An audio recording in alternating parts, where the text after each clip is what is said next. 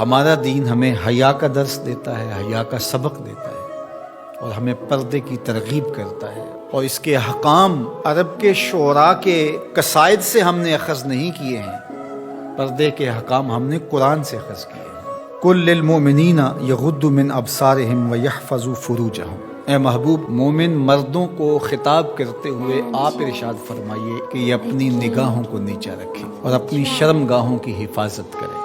اللہ کے محبوب نے ارشاد فرمایا کہ جو اپنے دو جبڑوں کے درمیان یعنی زبان اور دو ٹانگوں کے درمیان پارسائی کی جگہ ان دو چیزوں کی مجھے ضمانت دے دے، میں محمد انہیں جنت کی ضمانت دیتا ہوں صلی اللہ علیہ وآلہ وسلم۔ تو فرمایا کہ یہ ان کے لیے بہت ستھرا ہے، بے شک اللہ کو ان کے کاموں کی خبر ہے، تم کبھی بھی اس سے مخفی نہیں رہ سکتے، تمہارا کوئی عمل اس سے پوشیدہ نہیں رہ سکتا۔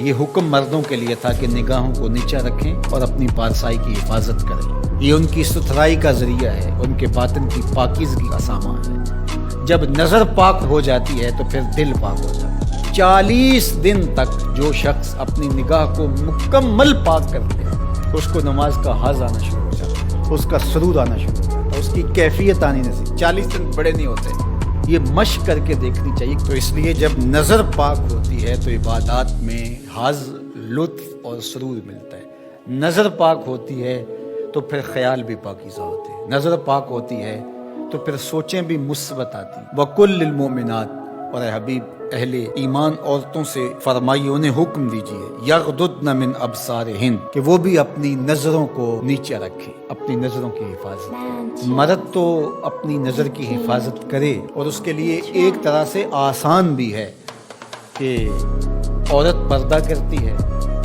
تو جو عورت نہیں پردہ کرتی وہاں اس کو کنٹرول کرنا پڑے گا، لیکن مرد کے چہرے پہ پردہ تو نہیں ہوتا، تو عورت تو پھر اپنی نظر کو زیادہ محفوظ رکھنا پڑے گا۔ حضرت ام سلمہ رضی اللہ تعالی عنہا فرماتی ہیں کہ حضرت میمونہ رضی اللہ تعالی عنہا زوجہ رسول موجود تھی میرے ساتھ، یہ دونوں ازواج موجود تھیں کہ حضرت عبداللہ ابن ام مکتوم تشریف لائے، اور یہ نابینا تھے، تو انہوں نے پردے کا اہتمام نہیں کیا، تو حضور نے ارشاد فرمایا کہ تم نے پردہ کیوں نہیں کیا، پردہ کرو۔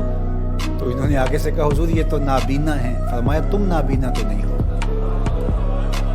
وَيَحْفَظْنَ فُرُوجَهُنَّ، اور اپنی پارسائی کی حفاظت کریں، اپنی آبرو کا پہرا دیں۔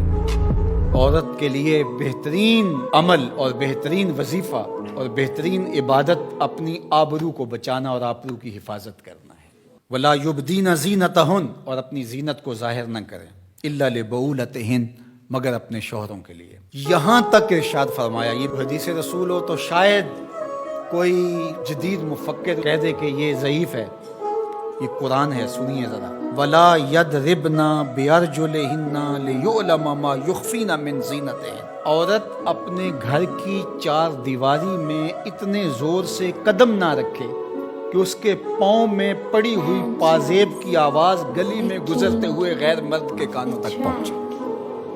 یہ قرآن ہے۔ حالانکہ گلی سے گزرتے ہوئے مرد کو کیا پتا کہ جس کے پاؤں میں پڑے ہوئے پازیب کی چھنکار کی آواز باہر آ رہی ہے وہ بوڑھی خاتون ہے یا 7 سال کی بچی ہے، اسے تو نہیں پتا، اور اس کو بھی نہیں پتا کہ باہر کوئی گزر رہا ہے یا گلی خالی ہے یا کوئی بوڑھا گزر رہا ہے یا کوئی بچے گزر رہے ہیں، لیکن اسے یہاں تک حکم دیا کہ تیرے پاؤں میں پڑی ہوئی پازیب کی چھنکار، تیرے پاؤں میں پڑے ہوئے جوتوں کی آواز بھی ایسی نہیں ہونی چاہیے کہ غیر مرد تک وہ پہنچ کر کے اس کو متوجہ کرے۔ کوئی تیری طرف متوجہ کیوں ہو؟ اس لیے کہ تو شہزادی ہے اسلام، تو بیٹی ہے فاطمہ کی، تو بیٹی ہے عائشہ کی، تو مغرب کی ٹینوں نہیں ہے، تو مشرق کی بیٹی۔ یہ پردہ تیرے لیے بوجھ نہیں ہے، یہ پردہ تیری آبرو کا پہرا ہے، تیرے برقعے کی ایک سلوٹ تیرے حیا کا تیور ہے۔